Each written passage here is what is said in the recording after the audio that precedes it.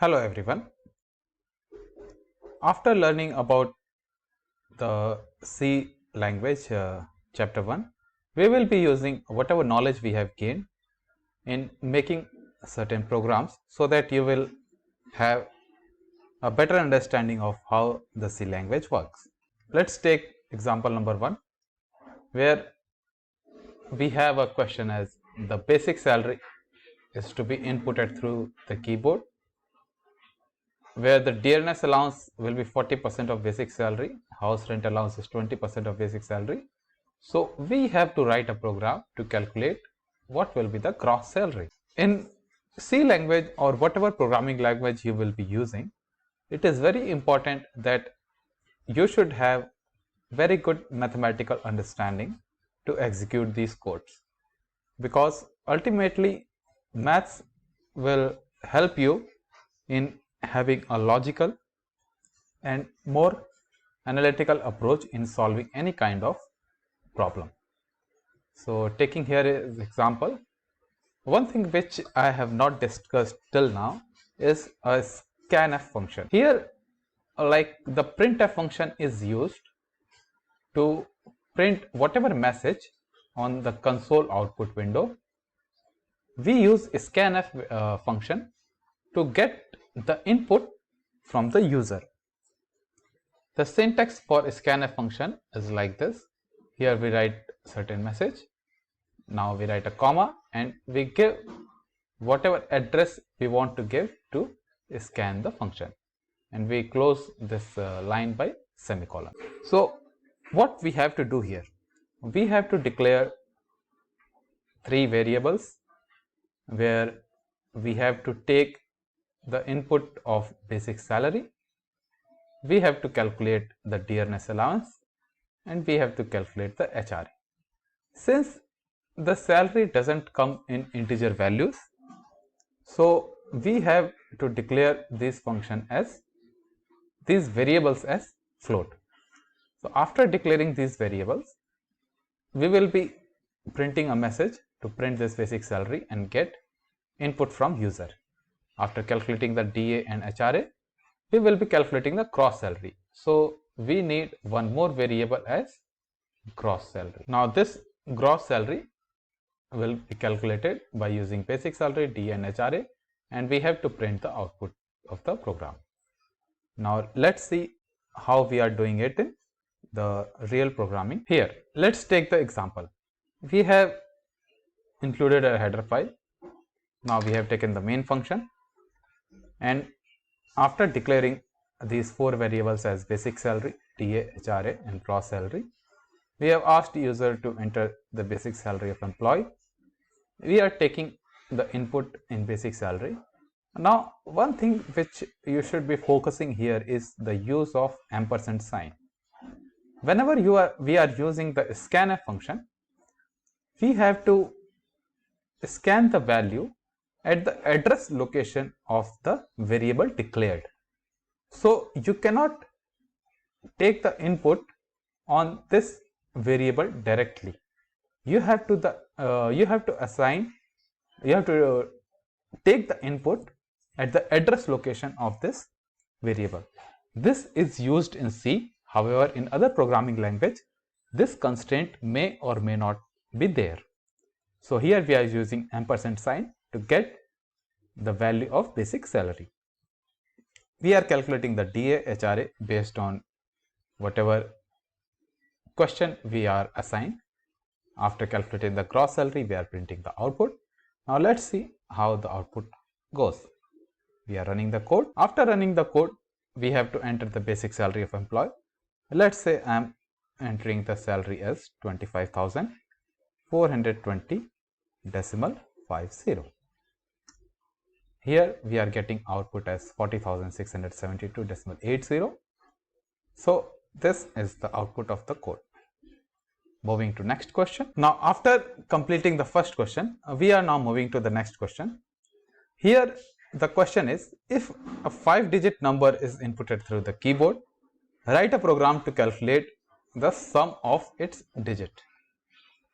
Now let's suppose a number entered is 3, 4, 5, 2, 7.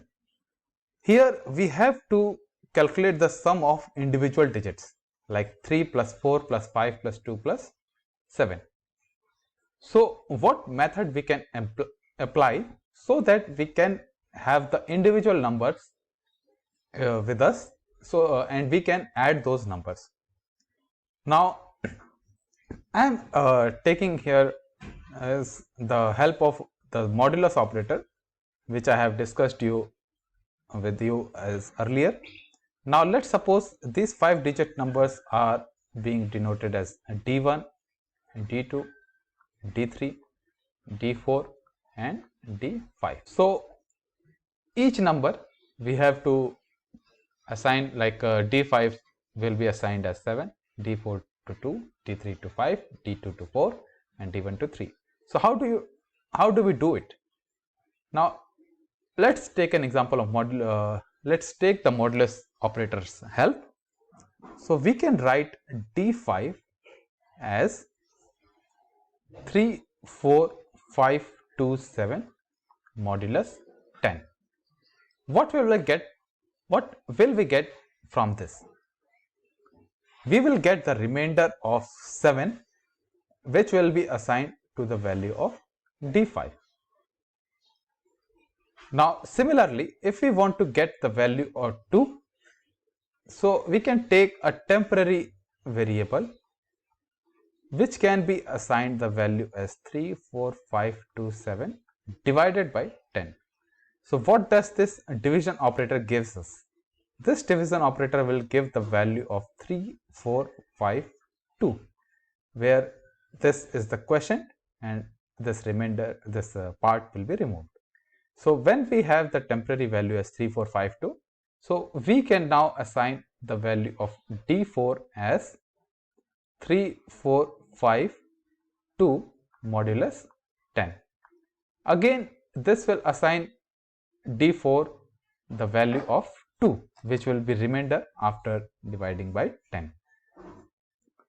By performing the same operation 3 to 4 times, we can have the individual digits stored in these numbers from D1 to D5, and when we have the individual numbers, we can sum all these numbers from D1 to D5,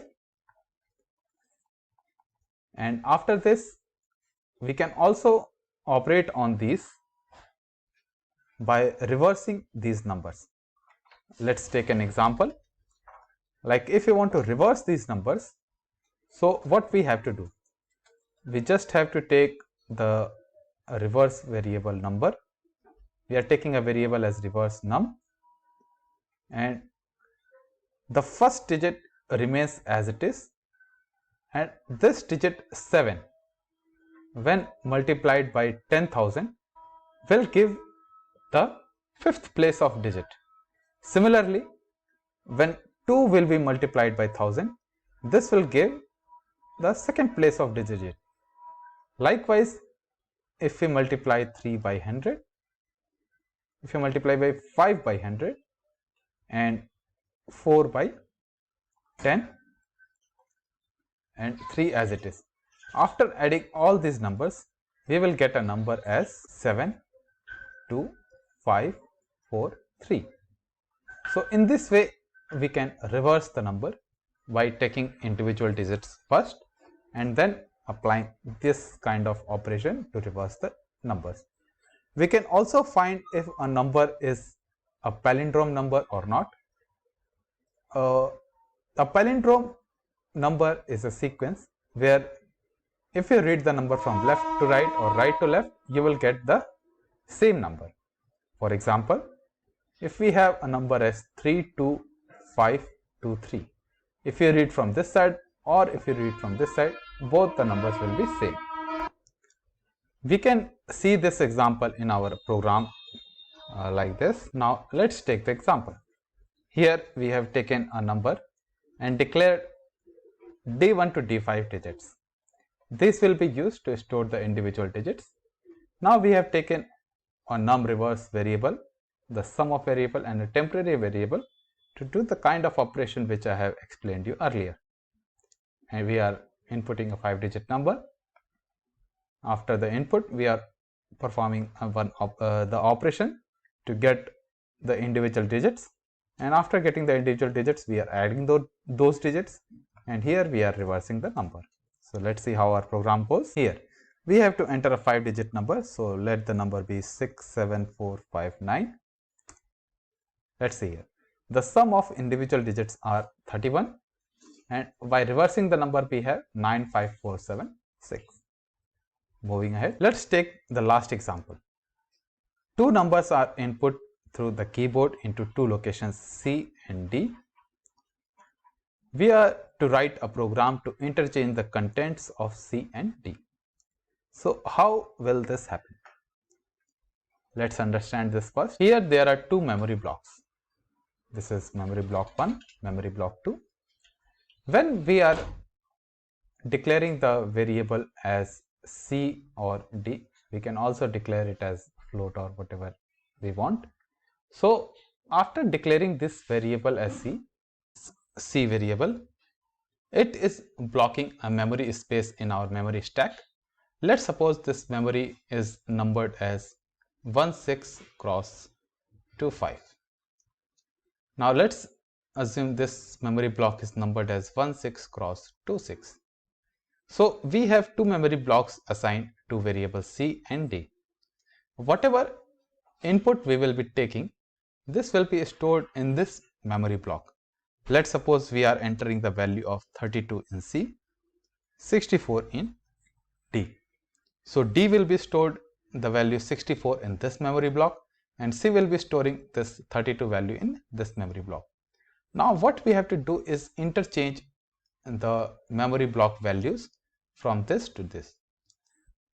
This is also called as swapping of values. Now how do we do it? Let us take a temporary variable where we are assigning the value of temporary variable as C. So whatever value C is having, it will be stored in this temporary variable. Now we are assigning C as the value of D. So the value of D will be stored in C, and then we will be assign D value to the temporary variable. So again this temporary variable will be assigned the value D. So what we are doing is here is we are changing the value of C with 64, we are changing the value of D with 32. So let's see how we go with our program. Here we have written our program of swapping. After declaring C and D, we are entering a temporary variable to perform the operation as discussed before. Now we are entering two numbers, we are scanning those numbers, and now we are printing the value of the numbers along with their location. So if you want to print the location of a number, you have to write this operator, that is with a percentage sign you have to write %, and if you want to print the integer you have to write %d.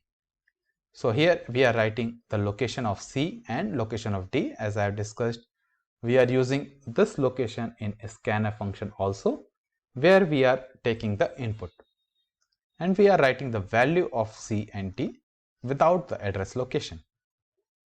After changing the values in both these locations, we are printing the location and the values which are reversed. So let's see how it goes. Now we have to enter two numbers. So let's enter 45 and 98. Now let's see the output. Value of numbers entered in location. Now this is the address value of C, and this location, this is the address value of D, are 45 and 98 respectively. Now after reversing, the location remains same, that is 65FE18N, and here also the location remains same. The values are changed, that is 45 is changed with 98 and 98 is changed with 45. Thank you, and I would encourage you to go through all the programs given in chapter 1. We will be discussing furthermore programs or whatever other problems we will be encountering. After this, we will be studying the chapter on conditional statements of if else. So let's move forward and let's see what we have in our chapter 2. Thank you.